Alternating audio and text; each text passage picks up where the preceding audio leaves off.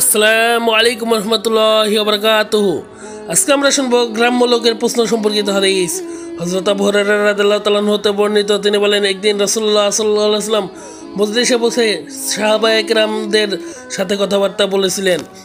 এমন সময় হঠাৎ এক গ্রাম্য ব্যক্তি সেখানে আগমন করে রাসূল পাক সাল্লাল্লাহু আলাইহি ওয়াসাল্লামকে প্রশ্ন করলেন, কিয়ামত কখন সংঘটিত হবে? রাসূল পাক সাল্লাল্লাহু আলাইহি ওয়াসাল্লাম তার দিকে না ফিরে সাহাবাদের সাথে কথা বলেই যেতে লাগলেন। এতে কেউ কেউ বললেন, রাসূল পাক সাল্লাল্লাহু আলাইহি ওয়াসাল্লাম তার প্রশ্ন শুনেছেন, কিন্তু তার এরূপ প্রশ্ন তার কাছে পছন্দনীয় হয়নি। আবার কেউ কেউ বললেন, রাসূল পাক সাল্লাল্লাহু আলাইহি ওয়াসাল্লাম আদৌ তার কথা শুনেননি। যখন রাসূল পাক সাল্লাল্লাহু আলাইহি ওয়াসাল্লামের কথাবার্তা শেষ হলো, তখন তিনি জিজ্ঞেস করলেন, কিয়ামত সম্পর্কে প্রশ্নকারী কোথায়? প্রশ্নকারী জবাবে বললেন, ইয়া রাসূলুল্লাহ, আমি এখানে আছি।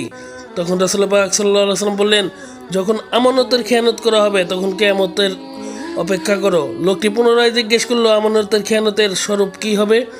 রাসূল পাক সাল্লাল্লাহু আলাইহি ওয়াসাল্লাম উত্তরে বললেন, যখন অযোগ্য লোকদেরকে রাষ্ট্রীয় কাজকর্মে নিযুক্ত করা হবে তখন কিয়ামতের অপেক্ষা করো।